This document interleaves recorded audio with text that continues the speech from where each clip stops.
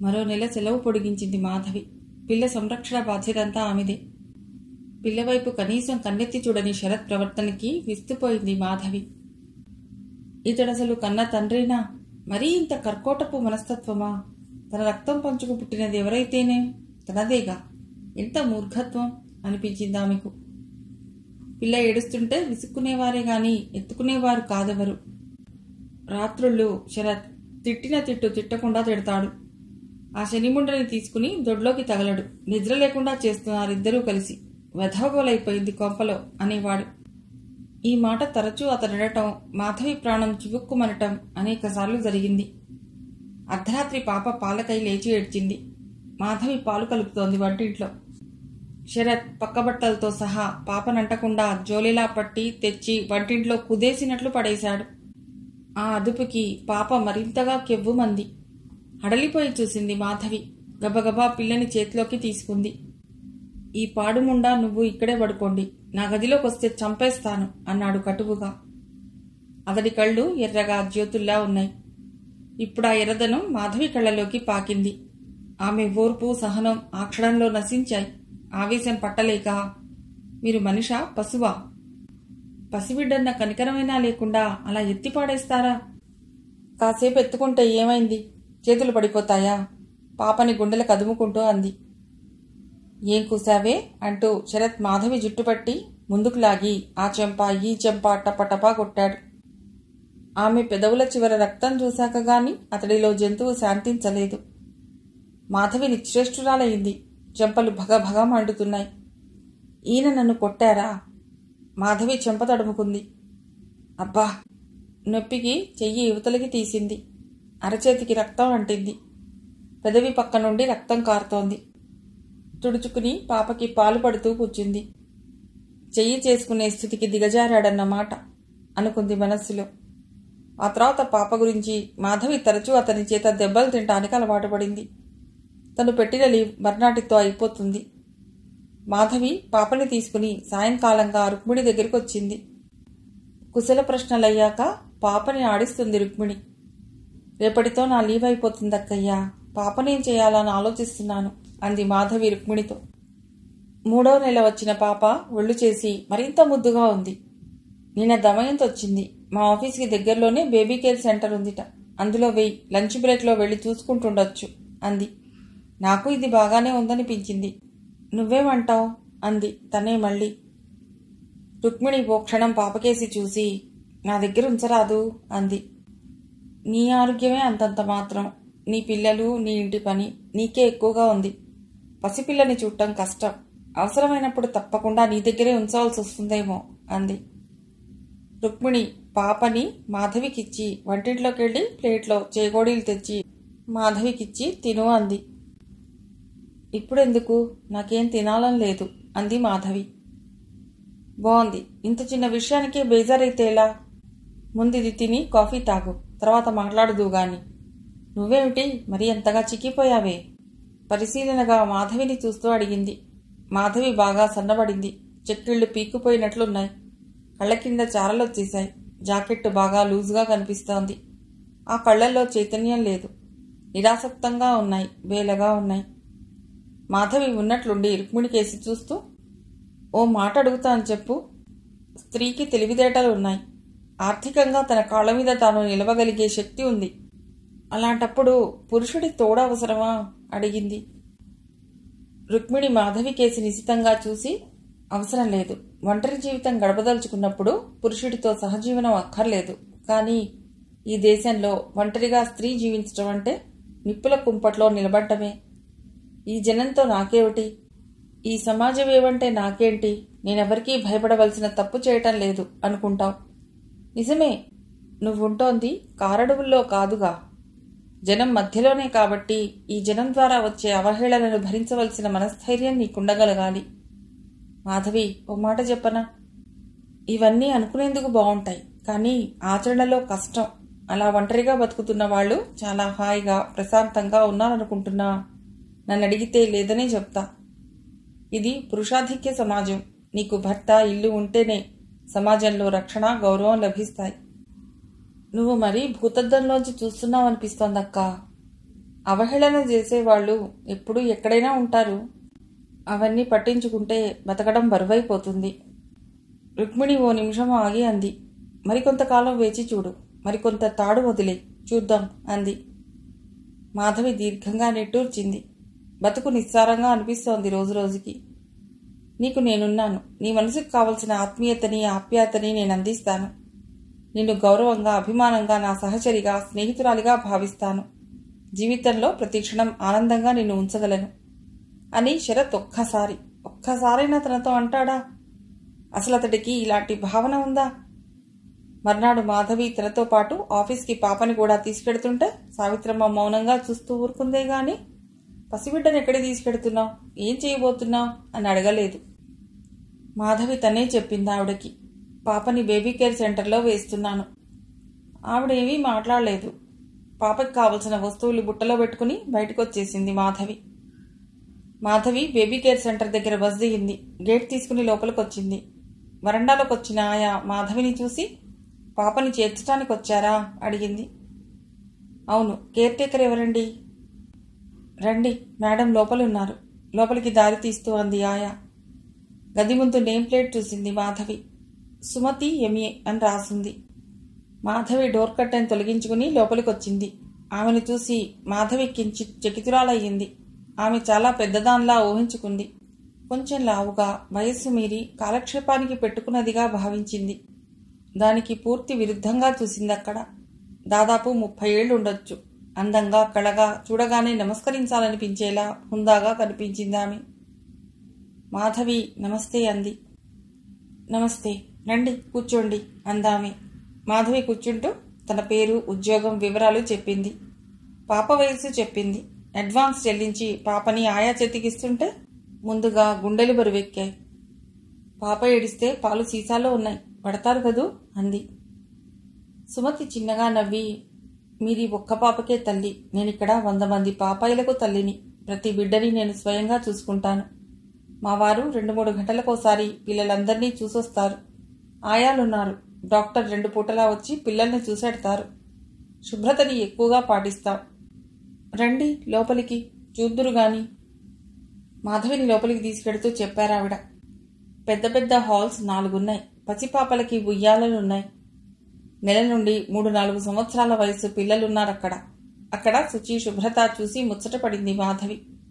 పసిపిల్లలకు ఆ వాతావరణం చాలా అనువుగా ఉంది. ఆ పాపని అవతలి గదిలో పడుకోబెట్టాయా?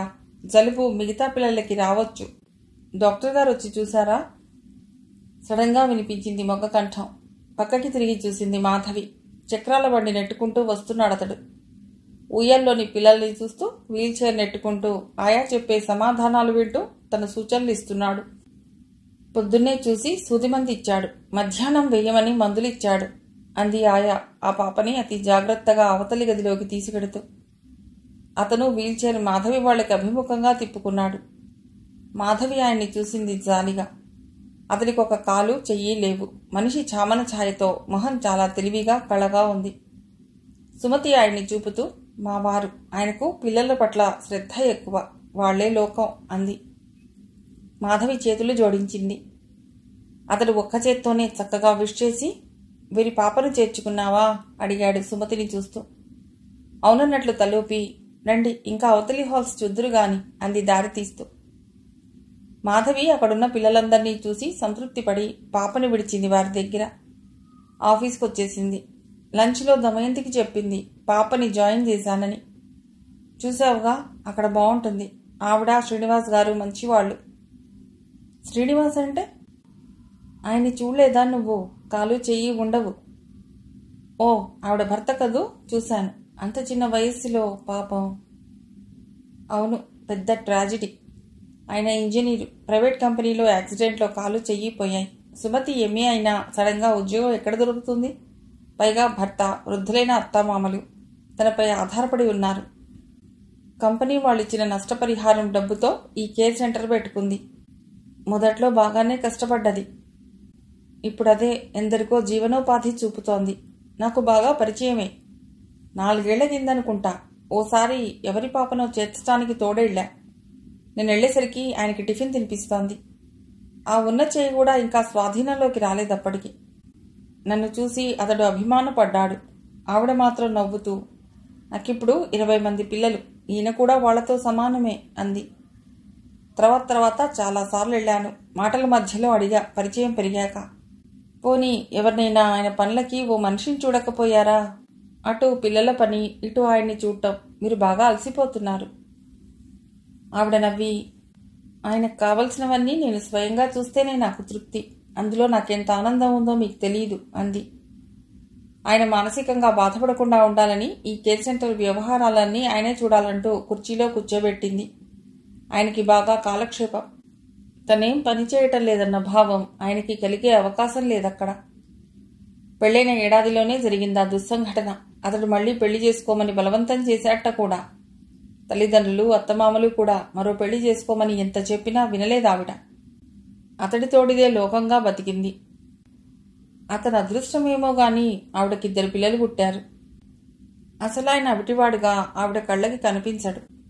క్లుప్తంగా సుమతి గురించి చెప్పింది దమయంతి. ఎక్కడో పురాణాల్లో చదువుతుంటాం ఇలాంటి ఉత్తములైన స్త్రీల గురించి.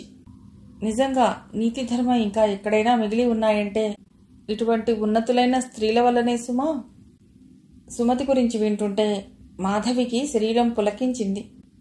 సౌశీల్యం, ధర్మం, త్యాగం మూర్తిభవించిన భారత స్త్రీకి ప్రతినిధిగా నిలబడిన సుమతికి చెయ్యెత్తి మొక్కింది మనస్సులోనే.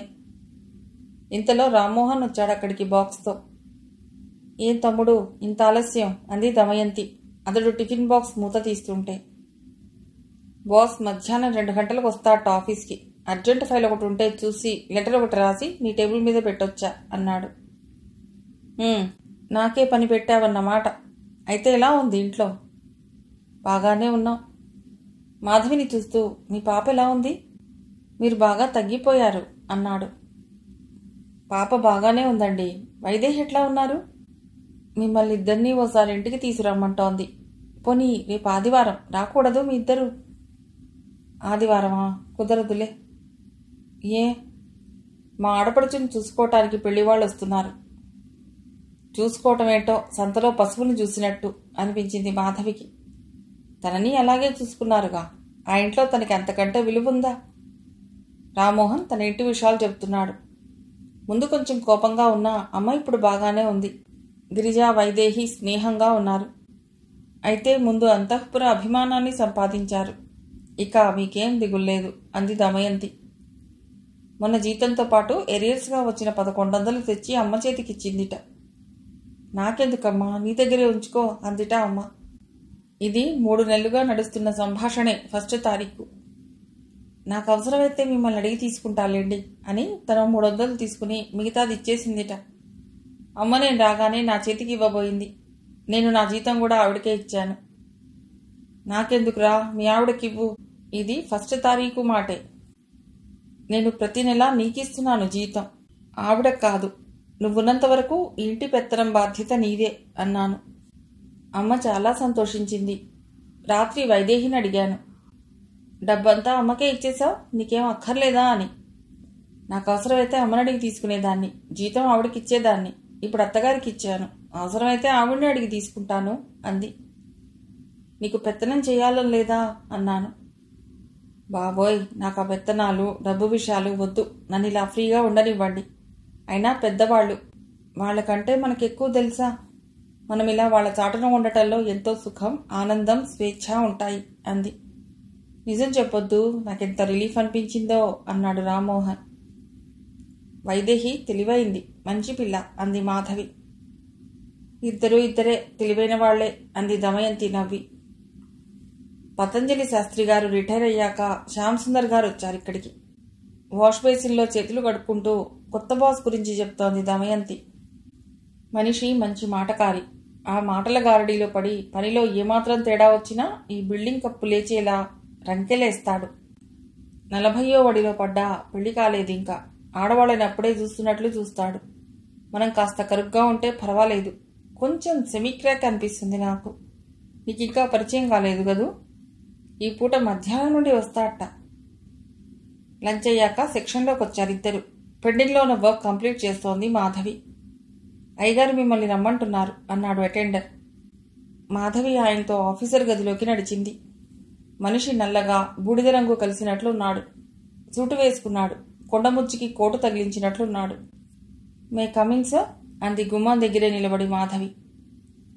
ఎస్ తలెత్తుతూ అన్నాడతడు. అతడి నోరు అలాగే తెరిచుండిపోయింది. మాధవిని అతడి చూపులు నిలువెల్లా తాకుతున్నాయి. ఇబ్బందిగా కదిలి ఆయన్ని లోకంలోకి తీసుకురావాలని ఓ పొడిదగ్గు దగ్గింది మాధవి.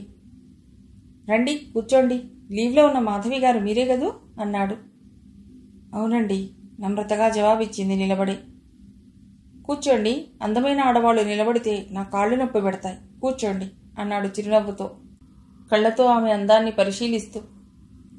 కూర్చోండి, మీరు నిలబడితే నాకు బాధగా ఉంటుంది అన్నాడతడు. మాధవి అతడి కేసి ఓసారి చూసి ఎదురుగా ఉన్న కుర్చీలో కూర్చుంది. నా పేరు శ్యామ్ సుందర్. ఈ మధ్యనే ఇక్కడికి ట్రాన్స్ఫర్ అయ్యింది. స్టాఫ్ అంతా పరిచయం అయ్యారు, మీరు తప్ప. మీ గురించి విన్నాను. మీరు పని బాగా చేస్తారని, చాలా కోఆపరేట్గా ఉంటారని పతంజలి శాస్త్రి గారు అన్నారు. మాధవి జవాబేమీ చెప్పలేదు. పతంజలి శాస్త్రి మిమ్మల్ని చాలా మెచ్చుకున్నారు అన్నాడతడు. వారికి నా పట్ల గల అభిమానం అలాంటిది అంది మాధవి క్లుప్తంగా. మిమ్మల్ని చూసిన వాళ్ళెవరూ అభిమానించకుండా ఉండలేరు. మాధవి చటుక్కున తలెత్తి చూసింది. అతడి పెదవులపై చిరునవ్వు, కళ్లల్లో ఓ విధమైన మత్తు కనిపిస్తున్నాయి. అతడు సర్దుకుని ఆమెకు ఒక ఫైల్ తీసిస్తూ, ఇది చాలా కాన్ఫిడెన్షియల్, జాగ్రత్తగా డీల్ చేయాలి. మీరు నాకు చాలా నమ్మదగ్గ వ్యక్తిగా ఒప్పిస్తున్నారు కాబట్టి ఇస్తున్నాను అన్నాడు. మాధవి ఆ ఫైల్ అందుకుంటూ, మీ నమ్మకాన్ని వమ్ము చేయను అంది. అయినో మీరు నాకు బాగా నచ్చారు. మాధవి చురుగ్గా చిరాగ్గా చూసింది. సారీ, నన్ను అపార్థం చేసుకోవద్దు. మీ మాటల తీరు నచ్చింది. మీలో పైకొచ్చే లక్షణాలు బాగా ఉన్నాయి. థ్యాంక్స్. మాధవి మరో మాటకు అవకాశం ఇవ్వకుండా ఆ ఫైల్ తీసుకుని బయటకు వచ్చేసింది. ఒకసారి గుండెల నిండా గాలి పీల్చి, బాప్రే ఏం మనిషి, ఏం మాటలు, సహోద్యోగులతో ఇలా ఎవరైనా మాట్లాడతారా? ఫైల్స్ కాసేపు చూసి తన డ్రాయర్లో ఉంచి తాళం వేసింది. సాయంకాలం ఎప్పుడవుతుందా అని ఎదురు చూసింది. పాపని చూసేదాకా ఆమె మనస్సు నిలవలేదు. పాప బాగానే ఉంది. మీ అమ్మాయి చాలా బుద్ధిమంతురాలు. టైం ప్రకారం పాలు పట్టగానే తాగేసి పడుకుంది. అసలు ఏడవనే లేదు అంది ఆయా పాపనిస్తూ. పాపకి గౌన్ మార్చేసింది. తడిచిన గౌన్ కూడా వాష్ చేసి మడత పెట్టి బాస్కెట్లో పెట్టింది. పాపకి డ్రాప్స్ కూడా వేశాను అంది ఆయా. మాధవి సుమతిని చూస్తూ, థ్యాంక్ యూ, ఇక మీదట నేను పాప గురించి బెంగపడవలసిన పని లేదనుకుంటా అంది. షూర్, హాలిడేస్లో కూడా మీరు ఎక్కడికైనా వెళ్ళాలనుకుంటే పాపనిక్కడ దించి వెళ్ళొచ్చు. ఇప్పుడు మీకు బెంగ తీరిందనుకుంటా అంది సుమతి చిరునవ్వుతో. మాధవి ఆమె కేసి కృతజ్ఞతగా చూసి తలూపింది. మాధవి రొటీన్లో పడిపోయింది. 9 గంటలకల్లా పాపని కేర్ సెంటర్లో దించటం, ఆఫీస్ కాగానే పాపను తీసుకుని రుక్మిణి దగ్గరికి వెళ్ళి పాపకి స్నానం చేయించి కాసేపు కూర్చుని 6:30 కల్లా ఇంటికి వెళ్ళటం. నెల జీతం తీసుకోగానే పాపకి తనకి ఖర్చు కింద 500 తీసుకుని మిగతా 1500 అతడి చేతిలో పెట్టింది. ఇదేం తక్కువ ఇచ్చావు, నోట్లు లెక్క పెట్టుకుని అడిగాడు శరత్. పాపకి కేర్ సెంటర్లో 500 కట్టాలి. నాకు బస్ పాస్కి కావాలి. పాపకి టానిక్, ఫారెక్స్ తీసుకోవాలి. అందుకని 500? ఇప్పుడు దానికి ఫారెక్స్ పెట్టకపోతే ఏమిటిటా? చచ్చిపోతుందా ఇంతలోకే? పాలు పడుతున్నావుగా, చాలు. మాధవి అతడి వైపు తిరిగి, పసిపిల్లలకు పెట్టే కాస్త ఆహారానికి కూడా లెక్కలడిగి వద్దనే కన్న తండ్రిని మిమ్మల్నే చూస్తున్నాను. ఈ డబ్బు మట్టుకు ఇవ్వను. మీలా కర్కోటకంగా నేనెలా ఉండగలను? అవును, నువ్వెందుకిస్తావు? సంపాదిస్తున్నానని అహంకారం, పొగరు. వచ్చే నెల నుండి మట్టుకు అవన్నీ మానుకుని మొత్తం డబ్బిచ్చే. అతడు నోట్లు జేబులో పెట్టుకుని వెళ్ళిపోయాడు. మాధవి దీర్ఘంగా నిట్టూర్చి తన పనిలో పడిపోయింది. అత్తగారి సణుగుడు, భర్తగారి అదిలింపులు విదిలింపులు వింటూ తనని కాదన్నట్లు చెవిటిదాన్లా వదిలేసాగింది. ఆ రోజు సాయంకాలం మాధవి ఇంటికొచ్చేసరికి ఎవరో తలపాగా చుట్టుకుని బాగా నిలువెత్తున్న మనిషి అత్తగారితో గట్టిగా మాట్లాడుతున్నాడు. నువ్వెవరికిచ్చావో వాళ్ళనడుగు. ఇంటి ముందుకొచ్చి అరిచావంటే ఊరుకోను, గట్టిగా బిగ్గరగా అంటోందావిడ. ఇరుగు పొరుగు వాకిళ్లలో నిలబడి మరీ వింటున్నారు. చుట్టుపక్కలుండే పిల్లలంతా వాకిట్లో గుమిగూడి లోపల జరుగుతున్న వాగ్యుద్ధాన్ని అర్థం కాకపోయినా వింటూ నిలబడ్డారు. మాధవి వాళ్ళని అదిలించి లోపలికొచ్చింది. ఏమిటి, ఎవరితను, ఎందుకిలా మాట్లాడుతున్నాడు అడిగింది అత్తగారిని మాధవి. అంతా నా కర్మ. ఆవిడ నుదురు కొట్టుకుని లోపలికెళ్ళింది. మాధవి అతడి వైపు చూసి, ఏమిటయ్యా, ఏం జరిగింది? మా సేట్ దగ్గర 5,000 అప్పు తీసుకున్నారు. ఏడాది దాటింది, ఇంకా ఇవ్వలేదు. ఈరోజు డబ్బైనా ఇవ్వాలి, లేదా మీ ఇంట్లో నుండి ఏదైనా వస్తువైనా తీసుకెళ్లవలసిందే. మా సేట్ రమ్మన్నాడు. ఎవరు తీసుకున్నారు మీ దగ్గర అప్పు? చలపతిరావు. అంటే గుర్రపందాలకి మామగారు అప్పు చేసి డబ్బు తీసుకెళ్తున్నాడన్నమాట. అందున మార్వాడి దగ్గర. వడ్డీతో సహా 7,000 అయిందిట. పట్టుకురమ్మన్నాడు మా సేట్. ఇంట్లో మరి ఆయన లేరు కదా. ఎప్పుడొచ్చినా ఉండడు. ఈరోజు తేల్చుకోవాల్సిందే, ఇహ ఆగేది లేదు అంటూనే అతడు లోపలికి వచ్చాడు. హాల్లో ఉన్న టీవీ ప్లగ్ పీకి ఎత్తబోతుండగా మాధవి వారిస్తూ, ఆగు, ఏమిటి మరీ మంచి మర్యాద లేకుండా? ఇప్పటికిప్పుడు 7,000 అంటే ఎలా వస్తాయనుకున్నావు? ఏందమ్మో మర్యాద అంటున్నావు? ఎవరికంటా లేంది? చూడబోతే పెద్దోరు, బుద్ధులన్నీ చిన్నవి. ఆ వయసులో ఆయనకు ఆ గుర్రపందాలేమిటి? ఏం మస్తున్న డబ్బు కూడాలంటే అప్పులు చేసుకునే రకం. ఏడాది నుండి మొహం చాటేస్తున్నాడు. ఇవాళ అటో ఇటో తేలవలసిందే. మాధవి మొహం చిన్నబోయింది. తక్కువ వాడి చేత మాటపడ్డ న్యూన్యత ఆమె మొహంలో స్పష్టంగా కనిపిస్తోంది. లోపలికొచ్చి, అత్తయ్య, ఏమిటి గొడవ? ఇప్పుడేం చేద్దామంటారు? అడిగిందావిడ్ని. చేసేదేముంది, తీసుపోని. అప్పటికైనా సిగ్గొస్తుందేమో. అయినా బిడ్డొచ్చిన వేళ గొడ్డొచ్చిన వేళ అంటారు. ఈ ముండ పుట్టింది ఇంటికి కాబూలీవాడొచ్చాడు.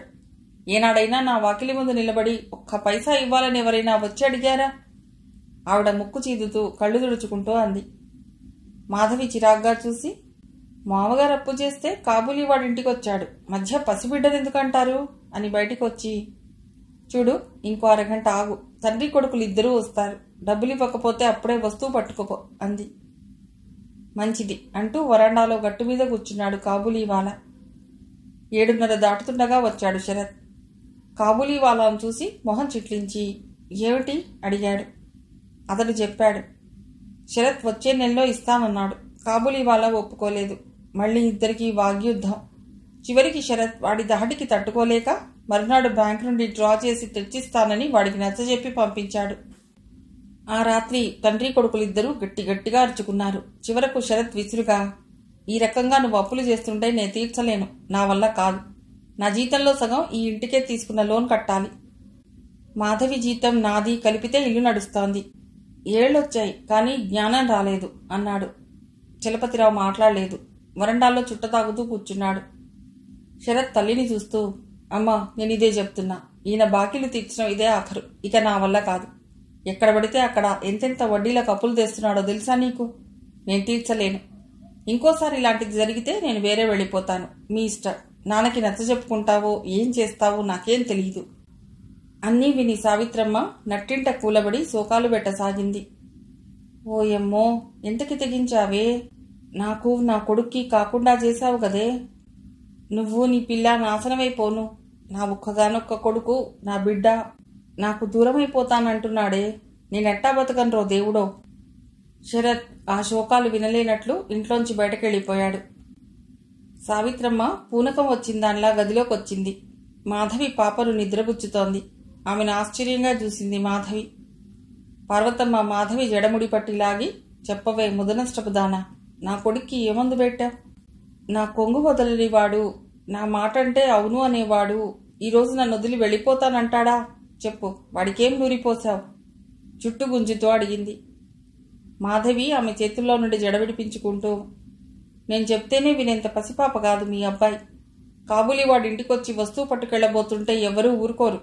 ఎంత బాధపడితే ఆయన ఆ మాటనుంటారు. ఇప్పటికైనా మామగారికి కాస్త తెలిసొచ్చేలా చెప్పుకోండి అంది. చెప్పుకుంటా. ఏం చేస్తాం? ఇనుపగజ్జల తల్లివి. ఏ క్షణాన ఈ ఇంట్లో కాలు పెట్టావో ఆ రోజు నుండి ఈ కొంపకు శని పట్టుకున్నాడు. దరిద్రపు మొహమా, ఒకళ్ళకిద్దరయ్యారు ఈ కొంపకి. మీరు చస్తేగానే పీడా విరగడవదు. మాధవి వీపుపై బాదుతూ హిస్టీరియా వచ్చిందాన్లా కొడుతూ తిడుతూ మధ్యలో ఏడుస్తూ చివరికి అలసి కూలబడింది.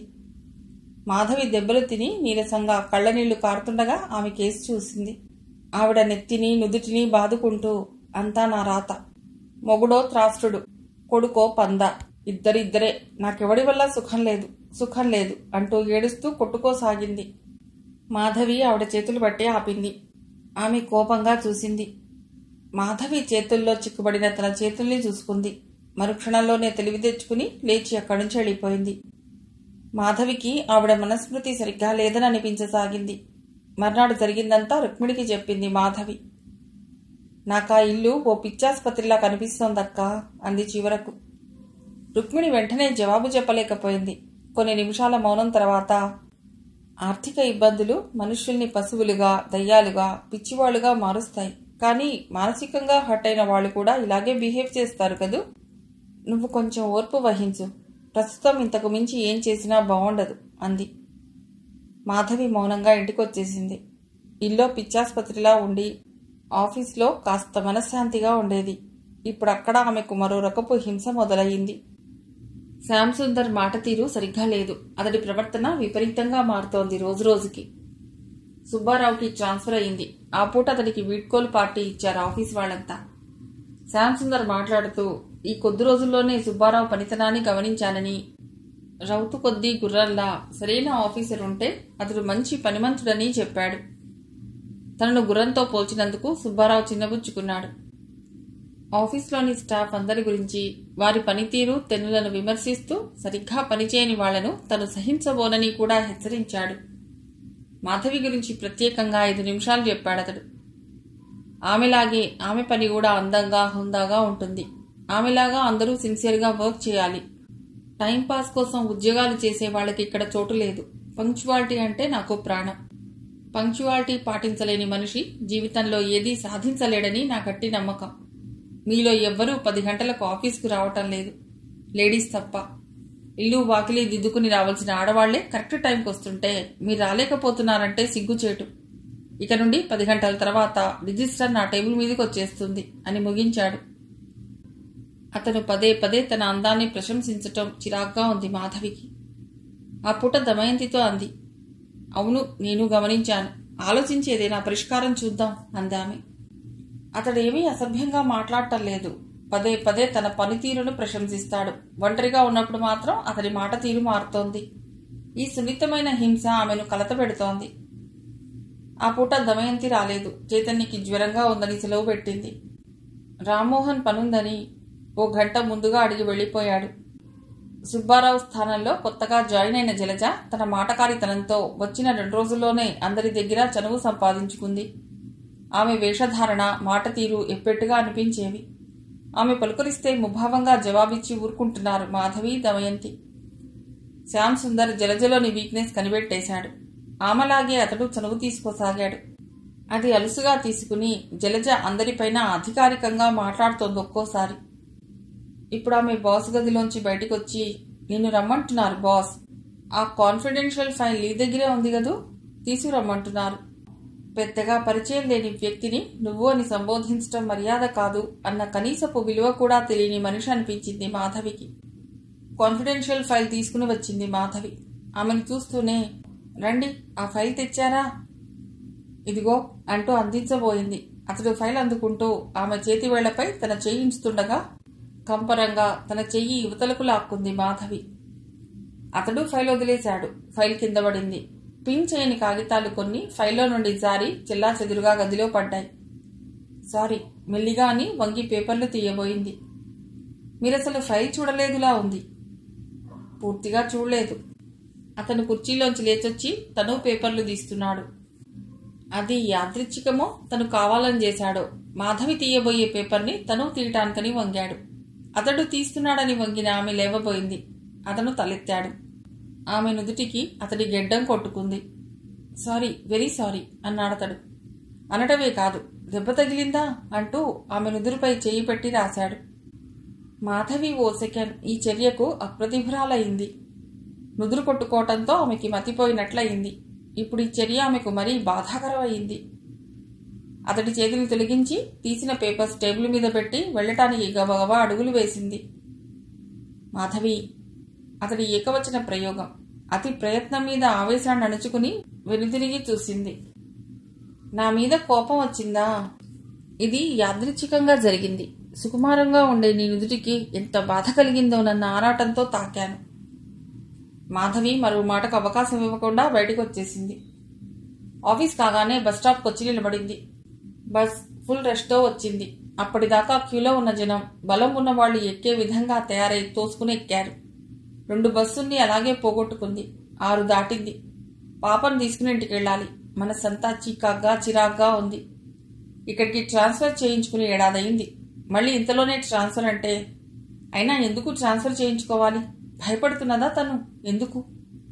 ఇలా భయపడుతూ పోతే ఈ సమాజంలో బతకటం ఎంత కష్టం. ధైర్యంగా ముందడుగు వేయాలి.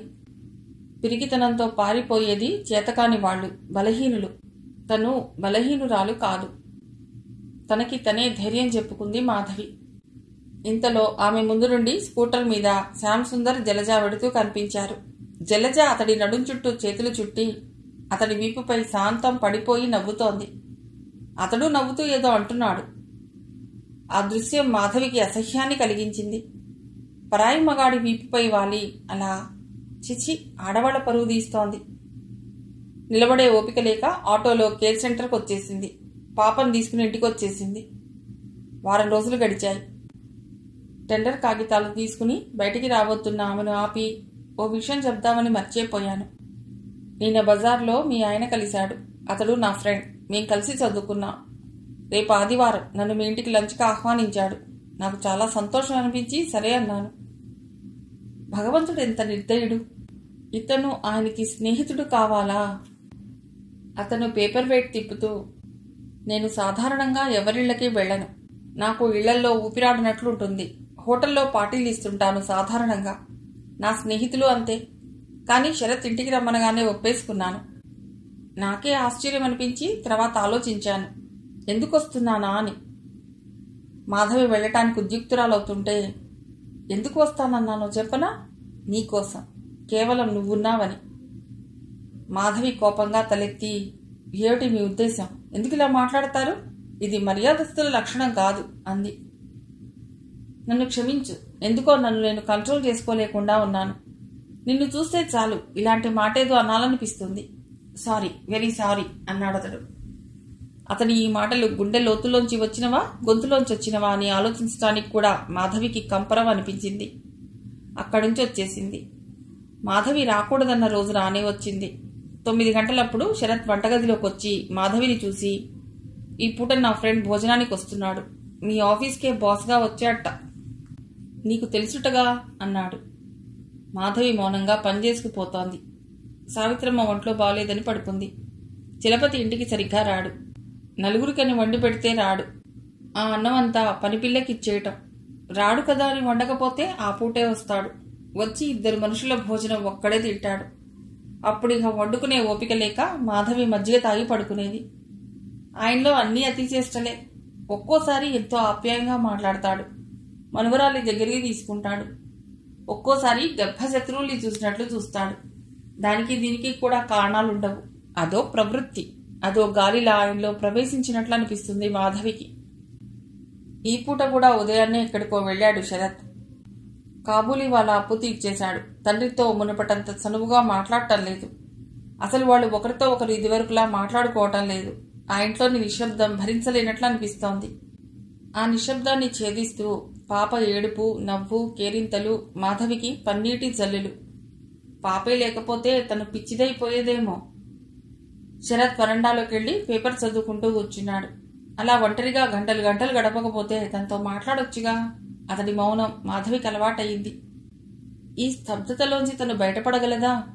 ఒక్కోసారి ఆ మౌనం తనకి పిచ్చెక్కిస్తుంది. ఎటైనా పోదామనిపిస్తుంది. వాకిట్లో స్కూటర్ ఆగిన చప్పుడు, మగవాళ్ల మాటలు. 10 నిమిషాల తర్వాత, మాధవి కాఫీ తీసురా, శరత్ పిలుపు. ఇలా తను రోజూ పిలిస్తే ఎంత బాగుండు. ఎవరైనా తెలిసిన వాళ్ళ ఇంటికి వస్తే అతడిలా తనని పిలుస్తాడు.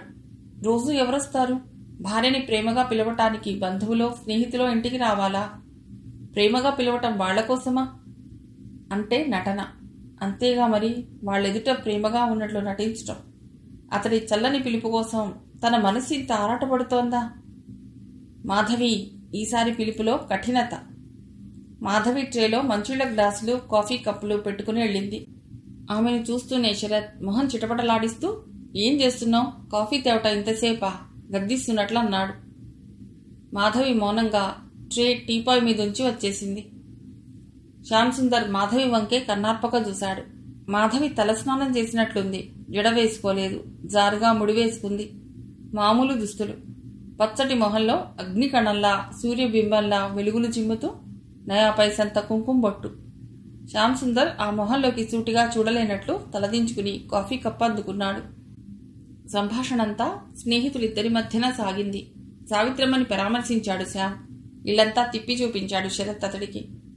ఉయ్యల్లో ఉన్న పాపని చూశాడు శ్యామ్. పాప అంతా మాధవి పోలికే. ఆ కళ్ళు, రంగు అంతా మాధవే. మాధవిలా మంచి పొడుగరవుతుంది. శరత్ అసహనంగా మొహం పెట్టాడు. శ్యామ్ జోబులో నుండి పర్స్ తెరిచి 2 100 నోట్లు తీసి పాప పక్కనుంచాడు. అది చూసిన శరత్, ఇదేం బాగోలేదు శ్యామ్, ఇప్పుడు ఈ డబ్బివ్వడం ఏమిటి అన్నాడు ఉయ్యాల దగ్గరగా శ్యామ్ పాపనే చూస్తూ. నీకు కానీ నీ భార్యకు కానీ ఇవ్వలేదు, పాపకిచ్చాను. గౌన్లు కొనిపెట్టమను మాధవిని అంటూ వంగి పాప నుదురు సున్నితంగా చుంబించి, ఈ నుదురు అచ్చు మాధవిదే అన్నాడు. అటుగా వచ్చిన మాధవిని ఓ కంట గమనిస్తూ. భోజనం వడ్డించమంటారా అడిగింది మాధవి. మాధవి వెళ్ళిపోయింది. అన్ని టేబుల్ మీద సర్దిపెట్టి వాళ్ళొచ్చేసరికి ఆ గదిలోంచి తప్పుకుంది. భోజనానికి కూర్చున్నారిద్దరు. తింటూ మాధవి కేకేశాడు శరత్. లోపలికొచ్చి ఏం కావాలన్నట్లు చూసింది మాధవి. అతడు కంచెంలోని కూర తీసి అవతలికి పడేస్తూ, ఈ కూర ఇట్లా తగలడిందే, కొంపలో ఉప్పు లేదా, లేక నేను రోగిష్టివాణ్ణి అనుకుంటున్నావా? పప్పు కలుపుకు తింటున్న శ్యామ్ కూడా కూర ముక్క నోట్లో వేసుకుని, బాగానే ఉందే, ఇహ ఉప్పక్కర్లేదు అన్నాడు. శరత్ కోపంగా పప్పు కలుపుకున్నాడు. చారు పోసుకుని, ఇంట్లో ఉన్న చింతపండంతా వేశావా? ఇంత పుల్లగా తగలడింది. ఈ పాయసంలో తీపేది? పంచదార కరువైంది. పులిహోరలో పసుపింత వేశావే, పసుపు వాసన. గారెలు ఇలా ఉన్నాయే, కరకరలాడాలి. వడ్డ కూడా సరిగ్గా చేయటం రాదు. ఇంకేం తెలుసు నీకు? ఇందులోకి కొబ్బరి చట్నీ ఏది? మాధవి అతడి అన్ని ప్రశ్నలకి శిలలా నిలబడిందే తప్ప ఒక్కదానికి జవాబు చెప్పలేదు. శ్యామ్ ఒక్కొక్కటి తిని ఆశ్చర్యంగా శరత్ని చూసి, ఇంత బాగుంటే అలా అంటావే అన్నాడు చివరికి. నీ మొహం, నీ నోరు చవి చెడి ఉంది, అందుకే నీకీ దరిద్రపు వంట అంత నచ్చింది అన్నాడు చేయి కడుక్కుంటూ శరత్. వక్కపడి తమలపాకుల పళ్ళెం గదిలో ఉంచి బయటికొచ్చేసింది. సాయంకాలం దాకా ఉన్నాడు శ్యామ్. నేను కూడా బయటికొస్తానుండు, తయారవ్వటానికి లోపలికెళ్ళాడు శరత్. 4 నిమిషాల తర్వాత, దువ్వెనెక్కడ తగలడింది? నా బట్టలు అరేంజ్ చేశావా? నువ్వెందుకు చేస్తావు? ఉద్యోగం చేస్తున్నావు కదా అని గర్వం. బోడీ ఉద్యోగం లేకపోతే గడవదా? మాని. ఆ వంకతో ఇల్లు పట్టకుండా తిరుగుడు, అడ్డమైన వాళ్లతో షికార్లు. మాధవి గొంతు వినబడలేదు. శ్యామ్ సుందర్కి ఓ విషయం బాగా అర్థమైంది. మాధవి శరత్ల దాంపత్యం సరిగ్గా లేదని. శరత్ మాధవిని చూడటంలో ఓ రకమైన ఈర్ష్య, అసహనం, చిరాకు కనిపిస్తున్నాయి. మాధవి శరత్ వైపు చూడటంలో అతి నిర్లిప్తత. అతడికి ఇంకో విషయం కూడా అర్థమైంది. వాళ్ళిద్దరూ భార్యాభర్తలా లేరు. అనుకోకుండా ఎదురైన పూర్వ పరిచిత శత్రువుల్లా ఉన్నారు. అంటే మాధవి వైవాహిక జీవితం సరిగ్గా లేదన్నమాట. ఏదో అపశృతి ఇద్దరి నడుమ మోగుతోంది. ఆ అపశృతిని తను సరిచేసుకుంటే, మాధవి లాంటి బంగారు బొమ్మ భార్యగా లభించిన వాడెంత అదృష్టవంతుడో అనుకున్నాడు తను. ఆమె వివాహిత అని తెలిసి బాధపడ్డాడు. అయినా ఆమె వ్యక్తిత్వం తెలుసుకోవటానికి తన వైపు నుండి చిన్న చిన్న ప్రయత్నాలు చేశాడు. కానీ ఆమె కొండలా చలనం లేనిది, ఆకాశంలా గంభీరమైనది, సముద్రంలా లోతైనది. ఆమెను తెలుసుకోవటం, దగ్గర కావాలనుకోవటం పేరాసే అయ్యింది. ఆమె తనకి అందరాని చందమామ. దూరం నుండి చూసి ఆనందించవలసిందే అనుకుంటున్న తరుణంలో శరత్ భార్యగా ఆమెను చూడవలసి వచ్చింది. శరత్ ఓ పేషెంట్, ఓ శాడిస్ట్, ఓ అమాయకుడు, మూర్ఖుడు. కాకపోతే మాధవి లాంటి స్త్రీని భార్యగా పొంది ఎంత ఆనందంగా ఉండవలసిన వాడు, జీవన సౌఖ్యాన్ని సంపూర్తిగా అనుభవించవలసిన వాడు. దీర్ఘరోగిలా, అసంతృప్తికి నిలయంలా, ఆనందానికి వేరైన వాడిలా, జడుడిలా ఎందుకుంటాడు? స్పందన, చైతన్యం లేని అతడి మనస్సుని ఇట్టే తెలుసుకున్నాడు శ్యామ్ సుందర్. మాధవి లాంటి సౌందర్య దేవతను ఆరాధించి తరించలేని శరత్లోని రసహీనుణ్ణి చీదరించుకున్నాడు. మాధవికి శరత్ అన్ని విధాలా అనర్హుడని, ఆమెను, ఆమె స్త్రీత్వాన్ని, ఆమె వ్యక్తిత్వాన్ని గుర్తించి గౌరవించని అతడు పరమ మూర్ఖుడుగా, దురదృష్టవంతుడిగా అనుకున్నాడు. అతడి స్థానంలో తనే ఉంటే మాధవిని తన అరచేతులపై నడిపించేవాడు. సర్వకాల సర్వావస్థల్లో ఆమెను ఆరాధిస్తూ పూజిస్తూ ఆమె సౌందర్యాస్వాదంలో పునీతుడై అమరుడయ్యేవాడు. తలచే కొద్దీ మాధవి అతడి తలపుల్లో తీయని ఊహల్ని అనుభూతుల్ని కలిగిస్తోంది. అతడు వాటిలో తేలిపోతున్నాడు. ఇంతలో శరత్ కర్కశంగా "ఎక్కడ చచ్చావు?" అంటూ అరిచిన అరుపు వీధిలో కూడా వినిపించింది. ఆ కంఠంలోని క్రూరత్వానికి శ్యామ్కి కోపం వచ్చింది. "పిలిచారా?" మృదువైన కంఠంతో అడిగింది మాధవి. ఇక్కడ 100 రూపాయలు పెట్టాను, ఏమైనాయి?" బీరువా నుండి డ్రెస్ తీసి వేసుకుంటూ అడిగాడు శరత్. "మహాలక్ష్మిని హాస్పిటల్కి తీసుకెడుతున్నానని రంగా వచ్చి అడిగితే ఇచ్చాను. వచ్చే నెల జీతం తీసుకోగానే ఇస్తానన్నాడు."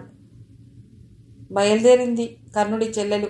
దానికి నెల ఇచ్చే జీతమే ఎక్కువ, పైగా ఇదొకటా? వాళ్ళు తిరిగి ఇస్తారంటావా? ఇవ్వరు. ఆ అలగా జనం సంగతి నాకు బాగా తెలుసు. అయినా నన్ను అడగకుండా డబ్బెందుకు తీశావు? అవతలి మనిషి ప్రాణమితికొస్తే ఎలా ఊరుకోను? అందుకని అంతా నీ పెత్తనమే, బోడి పెత్తనం.